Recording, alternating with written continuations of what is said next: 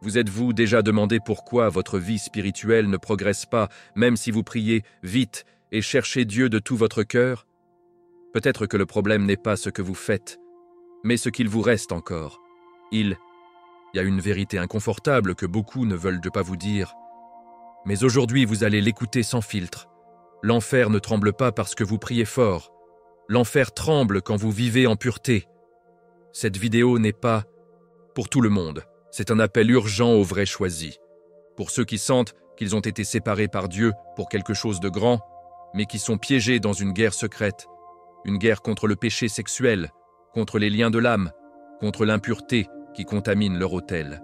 Aujourd'hui, vous découvrirez pourquoi votre corps est un champ de bataille spirituel et comment chaque décision peut libérer ou bloquer votre destin. Beaucoup croient que le sexe hors du mariage n'est qu'une chute de plus.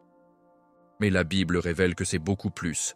C'est un accès juridique que l'ennemi utilise pour désactiver votre autorité, briser votre connexion avec Dieu et faire taire votre but éternel. Et tu ne savais même pas. Mais aujourd'hui, vous verrez avec les yeux spirituels ce qui était caché. Aujourd'hui, vous comprendrez pourquoi Satan déteste votre pureté. Restez jusqu'à la fin de cette vidéo.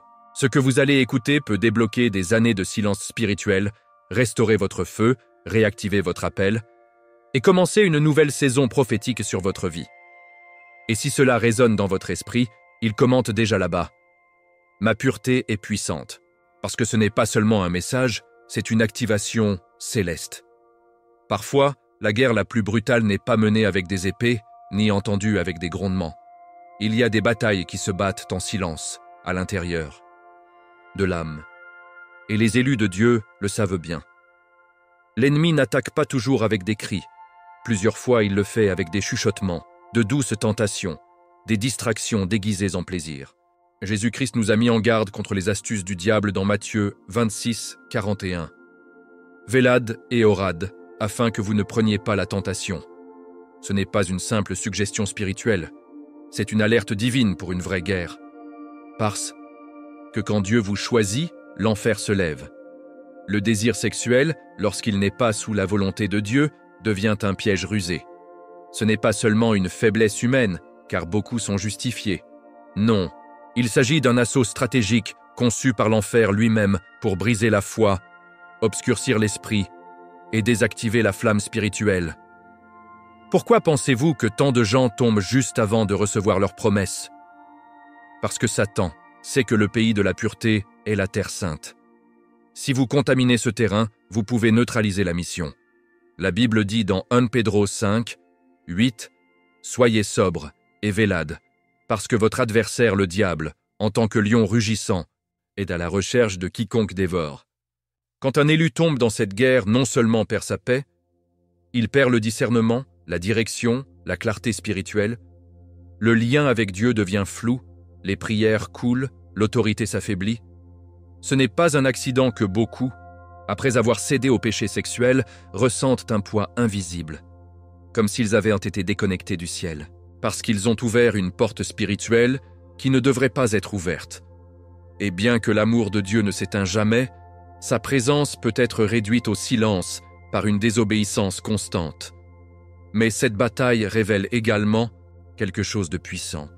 Si l'enfer investit tant de ressources pour attaquer votre pureté, c'est parce que votre destin en Dieu est immense.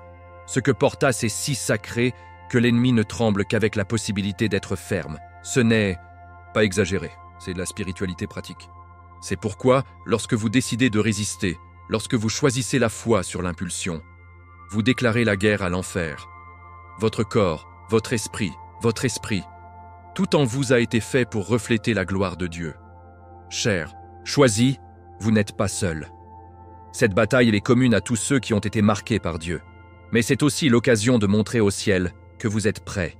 Il ne s'agit pas de perfection, mais d'une décision. Retournez à la Bible, recourir à Jésus-Christ, prier avec l'âme et jeûner avec le corps. Pour dire à Dieu, « Me voici, me limiter, me renforcer, utilisez-moi. » Parce que chaque bataille spirituelle auquel vous affrontez avec la foi est une graine de pouvoir semée dans l'Éternel. Et croyez-moi, quand l'enfer vous voit debout, toujours blessé, toujours tenté mais fidèle, tremble. Dans un monde où tout semble tourner autour du désir, la défense de la pureté est devenue un acte de guerre spirituelle. Ce que beaucoup appellent le plaisir innocent peut en fait être un contrat invisible avec l'obscurité. Ce n'est pas exagéré. La Bible est claire dans 1 Corinthiens 6, 18. Huide de fornication. Tout autre péché que l'homme commet est hors du corps, mais celui qui forniqua contre ses propres péchés. Ici, nous ne parlons pas seulement de moralité, mais de la guerre contre le plan spirituel. Chaque acte sexuel en dehors de la conception de Dieu, c'est comme ouvrir une fenêtre à l'ennemi et lui permettre de respirer à l'intérieur de votre temple. Le sexe n'est pas seulement physique, c'est un acte profondément spirituel. Lorsque vous vous lancez à quelqu'un, vous partagez non seulement le corps, vous partagez une âme. Les liens d'âme, so appellent, liens d'âme, sont réels. Et beaucoup ressentent leurs effets, sans comprendre pourquoi leur vie spirituelle est devenue déroutante après des relations apparemment décontractées. C'est parce qu'il y a un échange. Blessures, traumatismes, peurs, même démons familiaux. Chaque corps que vous avez touché a laissé des traces spirituelles. Et sans libération, ces marques restent actives. La foi et la prière commencent à s'affaiblir, car l'autel interne a été contaminé. Jésus-Christ nous a appris à prier, en disant « Ne nous mets pas dans la tentation, plus nous délivre du mal ». Matthieu 6, 13. Et cela inclut le mal qui est caché dans les plaisirs camouflés de liberté. Ce que beaucoup considèrent comme un acte naturel peut en fait être chargé de manipulation spirituelle. Satan se déguise en ange de lumière, 2 Corinthiens 11, 14. Et rien n'aime utiliser ce que Dieu a créé pour de bon, comme le sexe dans le mariage, pour détruire les destinations sacrées. Chaque automne dans ce domaine est une fissure dans l'armure de l'esprit. C'est pourquoi la résistance n'est pas une répression, c'est la préservation. Il ne s'agit pas de vivre avec peur du désir, mais de rediriger ce désir vers l'Éternel. Dire « Seigneur, ce corps est à vous, ce désir est à vous, et je ne l'utiliserai que dans votre volonté. » Lorsque vous faites cela, vous affirmez votre autorité spirituelle à haute voix. Et il n'y a rien de plus puissant qu'une âme propre qui prie. La pureté n'est pas une faiblesse. C'est le pouvoir dans sa forme la plus pure. Être capable de réprimander les démons, de discerner les esprits, de vivre sous l'onction du Saint-Esprit. Si vous vous battez avec ce problème aujourd'hui, ne vous condamnez pas. Mais ne vous justifiez pas non plus. Demandez à Dieu la révélation. Allez à la Bible. Parlez à Jésus-Christ comme vous le feriez avec un ami intime. Et vous verrez que son esprit commence à nettoyer ce qui était emmêlé. Parce que lorsque l'on décide de vivre dans la pureté, il n'honore pas seulement Dieu. Il protège son âme, renforce son héritage et déchaîne une chaîne de bénédiction qui touchera les générations. C'est une décision personnelle, oui, mais avec des conséquences célestes. Satan ne perd pas de temps avec ce qui ne représente pas une menace. Quand un choisi commence à marcher dans la foi, à lire la Bible avec la faim spirituelle, à prier avec ferveur et à chercher Dieu de tout son cœur, vous entendez l'écho du ciel, et aussi le tremblement de l'enfer. La zone sexuelle est l'un des blancs préférés de l'ennemi, car il sait que c'est là qu'un élément clé de votre identité spirituelle est caché. Ce n'est pas seulement une impulsion biologique. Il s'agit de pouvoir, de but, d'un lien direct entre votre corps, temple du Saint-Esprit, et l'appel divin que nous portons. Attaquer votre pureté est un jeu stratégique. Parce que lorsque l'ennemi parvient à attacher cette zone, il n'a pas besoin de détruire votre corps ou d'éteindre vos cadeaux. Pollue simplement la source. Et quelle est la source? Votre autel intérieur. L'endroit où Dieu vit, où la flamme de la révélation est allumée. Dans les Juges 16, nous voyons comment Samson, ointe par Dieu, forte et imparable, est tombé pour une faiblesse sexuelle. Comment Satan a-t-il abattu un tel homme? À travers une femme qui n'a pas craint Dieu. L'ennemi savait qu'il ne pouvait pas lui faire face au combat, mais il pouvait le séduire pour se rendre. Votre autorité spirituelle est directement liée à votre capacité à résister à la tentation.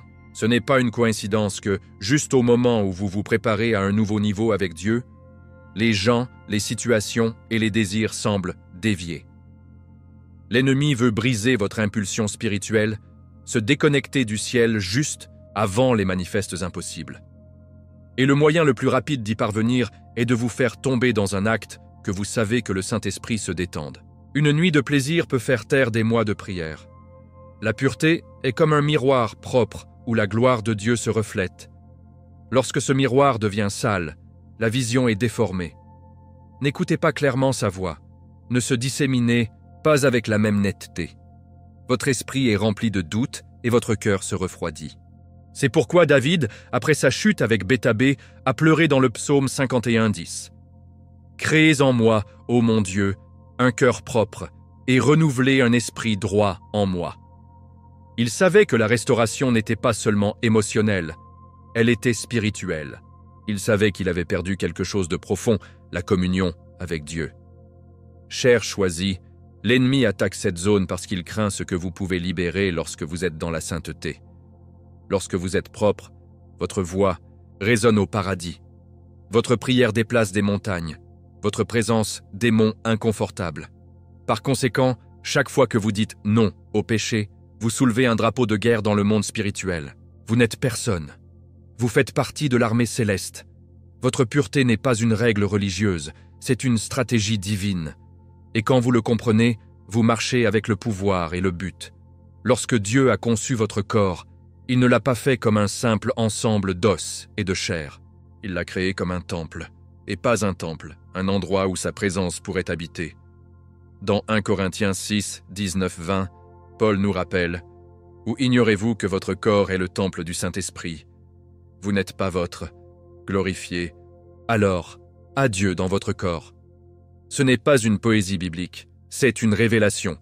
Votre corps n'a pas été conçu pour l'usage du monde, ou pour être offert dans des sacrifices de plaisir éphémères. Il a été fait pour refléter la gloire de Dieu sur terre. Imaginez ce qui se passe lorsqu'un temple sacré est profané. Non seulement sa beauté est perdue, perd son but. La même chose se produit avec vous lorsque vous le permettez de l'impurer dans votre corps. Ce n'est pas seulement un acte physique, c'est une profanation spirituelle. C'est pourquoi la pureté est plus qu'une option, c'est une consécration. Vivre dans la sainteté ne signifie pas vous réprimer, mais consacrer, séparer pour l'éternel. Et cela transforme non seulement votre esprit, mais votre environnement. Parce que lorsque la gloire de Dieu vit, l'obscurité ne peut pas rester. Beaucoup croient qu'ils peuvent vivre une double vie, le corps du monde, l'âme à Dieu. Mais c'est une contradiction dangereuse. Lorsque votre corps est contaminé, votre autel interne sort. La voix de Dieu devient distante. Les prières rebondissent sur le toit. Votre discernement est assombri, et petit à petit, tu deviens un croyant sans feu. Jésus-Christ a dit qu'une maison divisée contre elle ne peut pas rester. Matthieu 12, 25. Il en va de même pour le temple intérieur, où est saint, où est en ruine. Il n'y a pas de point médian quand il s'agit d'être demeure du Saint-Esprit. Pourtant, il y a de l'espoir. Parce que Dieu est un Dieu de la restauration. Si vous avez autorisé votre corps à être un instrument de péché, vous n'êtes pas condamné. Vous êtes à temps pour vous consacrer à nouveau. Vous pouvez prier comme Isaïe l'a fait. « Ô moi, parce qu'être un homme sale de lèvres, ils ont vu mes yeux sur le roi. » Ésaïe 6, 5. Et juste après, un ange a touché ses lèvres, avec un charbon brûlant, le purifiant. Dieu veut aussi toucher votre corps, votre esprit, votre sexualité, et tout racheter pour votre gloire. Mais vous devez vous donner complètement. Votre corps n'est pas un endroit pour les rencontres de passagers, c'est un sanctuaire où Dieu souhaite vivre avec le pouvoir. Lorsque vous vous en occupez, lorsque vous le consacrez, lorsque vous l'utilisez pour servir le royaume, chaque cellule commence à refléter la présence divine. Votre voix a plus d'autorité. Vos pas deviennent prophétiques. Vos mains guérissent. Vos yeux se discernent.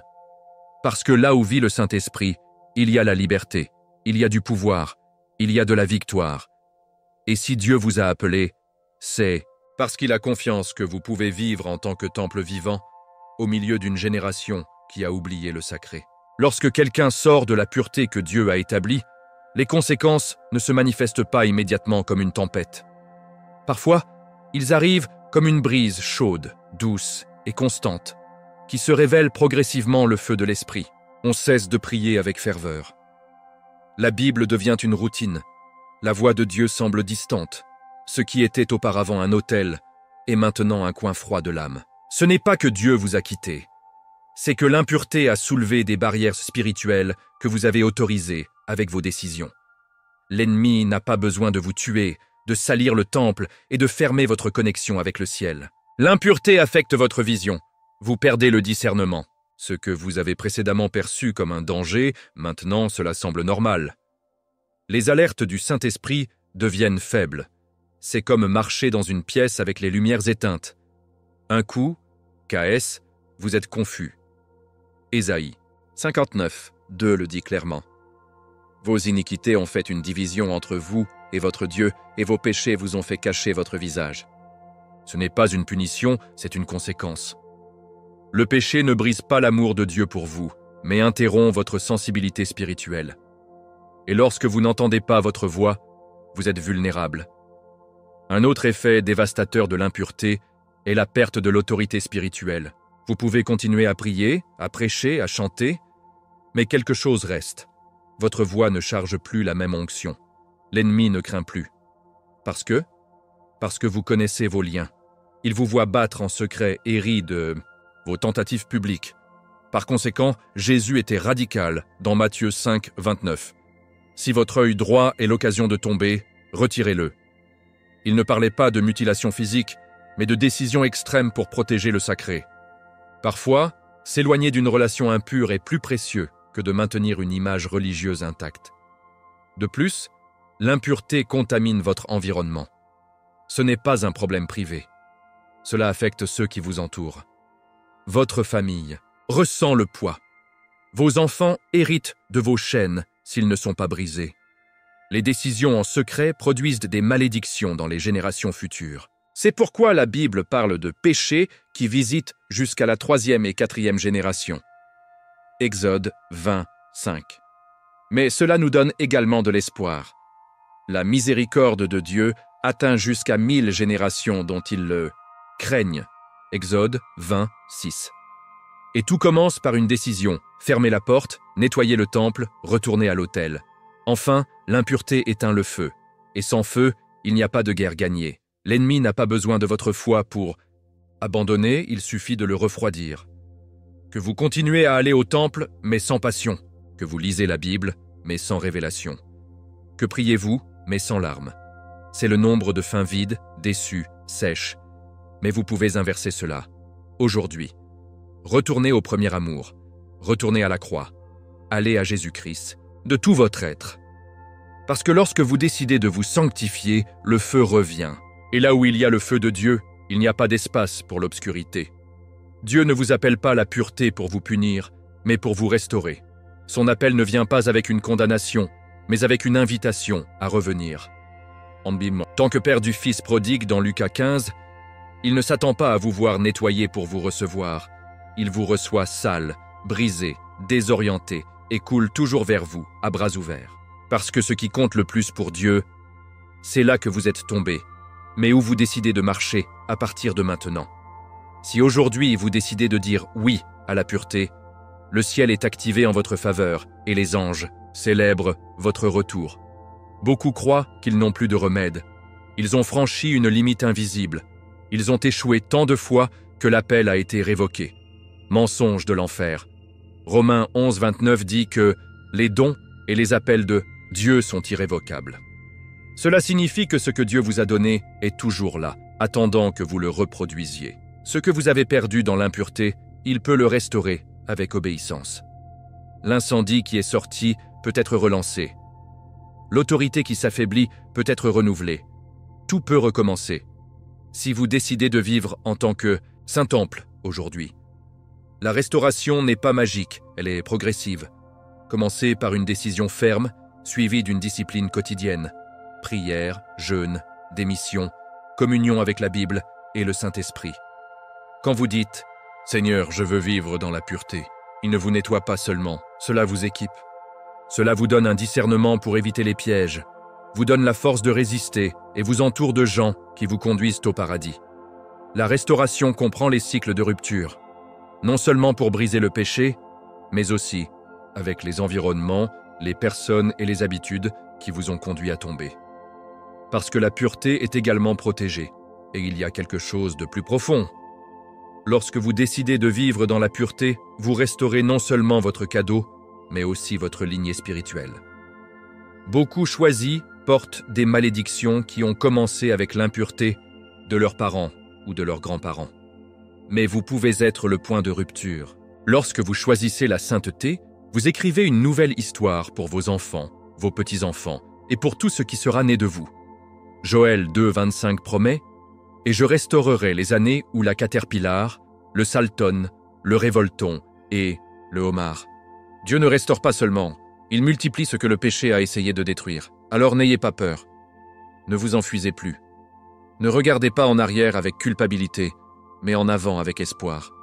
Si Dieu vous appelle à la pureté aujourd'hui, c'est parce que vous savez que vous le pouvez. Et s'il vous fait confiance, qui êtes-vous pour dire le contraire? Laissez ce mot tourner quelque chose dans votre esprit. Retournez à Jésus-Christ, retournez à la Bible, retournez à la prière avec de vraies larmes, parce que lorsqu'un élu est restauré, le paradis est heureux, l'enfer secoue et le but éternel est réactivé avec le pouvoir et la gloire. Chaque fois que vous dites non à une tentation, vous dites oui au paradis. Ce n'est pas seulement une victoire personnelle, c'est une déclaration spirituelle. L'ennemi tremble quand un fils de Dieu choisit la pureté, parce qu'il sait que cette décision ne s'arrête pas dans une seule âme.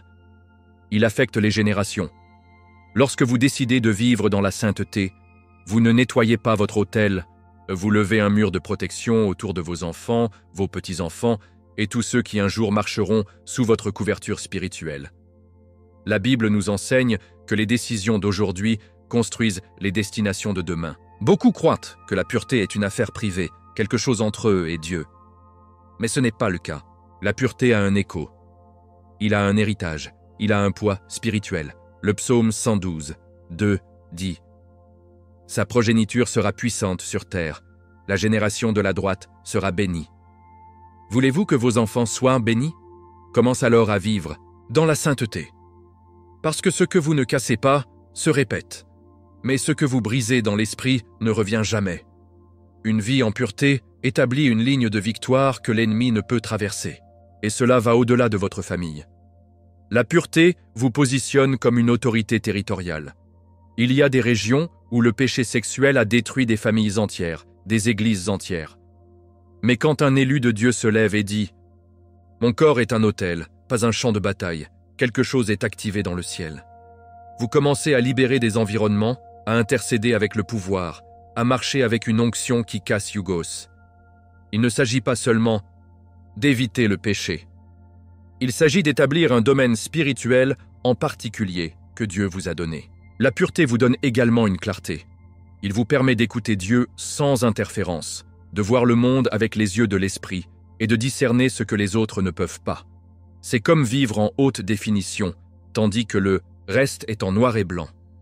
Et cette clarté vous profite non seulement, mais guide les autres. Vos décisions créent des chemins. Vos refus pour pécher les portails de bénédiction ouverts. Ce n'est pas exagéré. C'est la Bible, c'est réel et il est éternel. Chaque acte de sainteté sur terre laisse une marque dans le ciel. Donc, quand la tentation arrive, parce qu'elle viendra, rappelez-vous que votre non n'est pas une perte, c'est une graine. Une graine qui grandira comme un héritage spirituel, comme un bouclier pour votre progéniture, comme un autel au milieu d'une génération terne.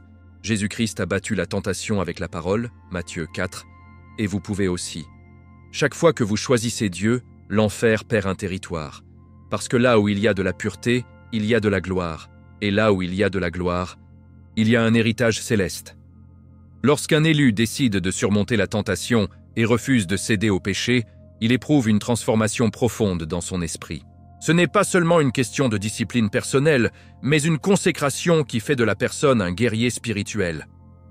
Qui surmonte le péché sexuel est excité avec une force divine et devient un libérateur spirituel pour son environnement.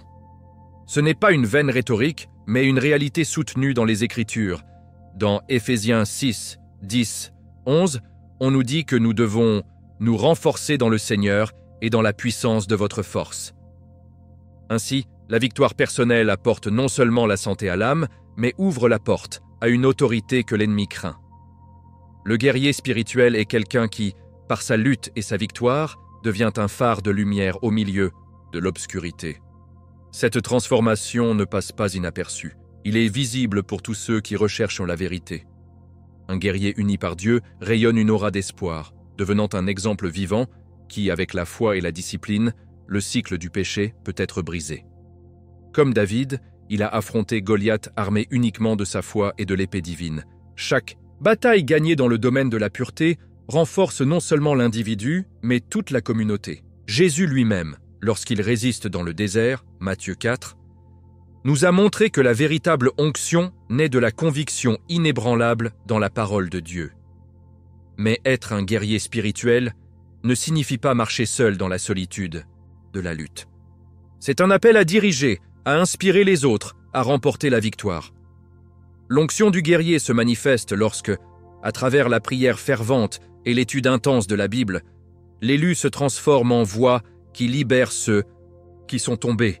C'est un cadeau qui a grandi de jour en jour, à travers des sacrifices et des moments d'intimité profonde avec Dieu. La résilience devient la marque de ceux qui ont donné l'adversité, se lèvent et proclament le pouvoir de guérison de Jésus-Christ, se souvenant que, dans chaque combat, la grâce divine est plus forte que toute tentation. Cette force interne n'est pas un luxe, mais une armure qui protège l'âme. Chaque acte de victoire dans le domaine spirituel se traduit par une transformation qui s'étend au-delà de l'individu.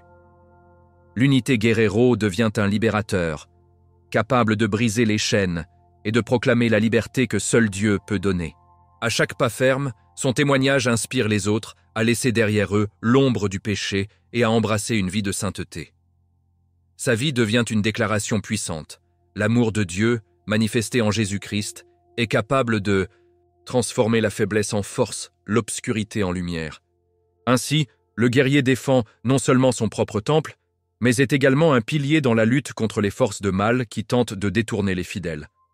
L'onction du guerrier est, en substance, la manifestation d'une foi qui ne se rend pas aux adversités. C'est la preuve vivante que, lors du choix de la pureté, l'enfer tremble et le paradis s'ouvre. L'élu devient un autel vivant, un centre de pouvoir où la présence de Dieu devient palpable, et où chaque victoire dans la lutte contre la tentation est un cri qui résonne dans le ciel. Celui qui porte cette onction comprend que sa mission transcende la lutte personnelle. C'est un appel à diriger, à libérer, à se transformer. Avec la direction du Saint-Esprit et la sagesse de la Bible, comme dans Philippiens 4,13 « Je peux en Christ qui me renforce », le guerrier se prépare à être un témoin vivant de la victoire divine, promouvant les autres qui, à travers la puissance de Dieu, revendiquent sa destinée éternelle. C'est maintenant le moment. Si vous êtes arrivé, ce n'était pas un accident. Ce message était une nomination divine entre votre esprit et la voix de Dieu. Il y a des moments où le ciel s'aligne sur la terre pour libérer quelque chose d'éternel, et c'est l'un d'eux.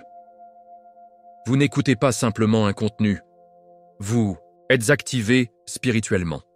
Chaque mot était une épée tranchante, conçue pour couper les chaînes invisibles qui vous attachaient, et maintenant, un portail de restauration, d'alimentation et de gloire s'ouvre.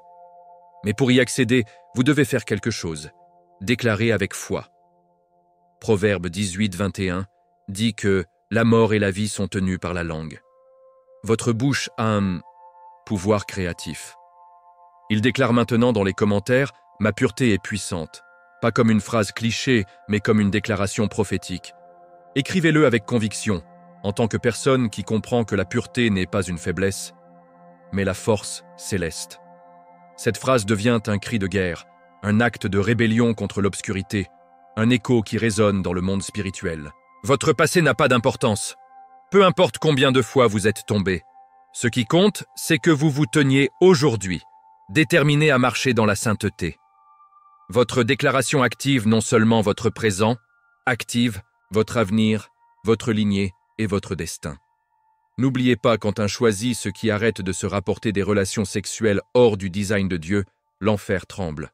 Parce que cette décision brise les accords avec l'ennemi, ferme les portes du péché et allume les autels qui avaient été désactivés.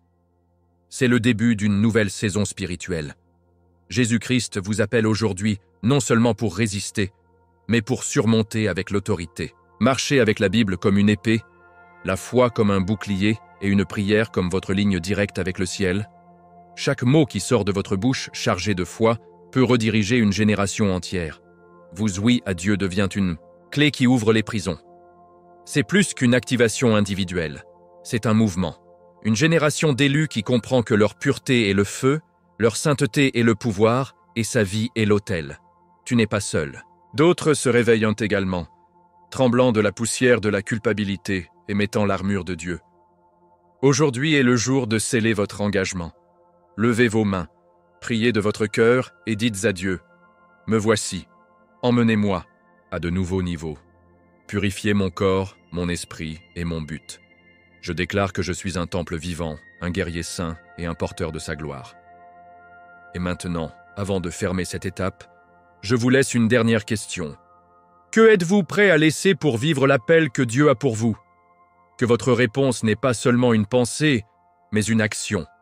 Parce que lorsque vous décidez de marcher dans la pureté, pas seulement marcher, marche. Marche en tant que soldat céleste, les yeux sur Jésus-Christ, l'auteur et consommé de la foi, Hébreux 12, 2. Aujourd'hui, votre nouveau temps commence. Écrivez-le, prophétisez, marche dedans. Et maintenant que vous savez, êtes-vous prêt à vivre dans la pureté, même si le monde entier vous dit le contraire? Quelle décision allez-vous prendre aujourd'hui pour briser les chaînes et activer votre objectif éternel? Laissez votre réponse dans les commentaires et dites-moi si ce mot a touché votre esprit. Votre témoignage peut aussi inspirer les autres à se lever. N'allez pas sans vous abonner à la chaîne et activer les notifications, car ce qui arrive ouvrira encore plus les yeux. Il y a des révélations qui se transforment, et vous ne pouvez pas rester en dehors de cette vague prophétique. Et si ce message frissonnait quelque chose en vous, ne manquez pas la prochaine vidéo recommandée ici à l'écran. C'est une continuation directe qui vous emmènera encore plus profondément dans ce que Dieu fait avec vous. Avec la foi, le feu et la vérité, je suis José et je vous vois dans le message suivant. Shalom.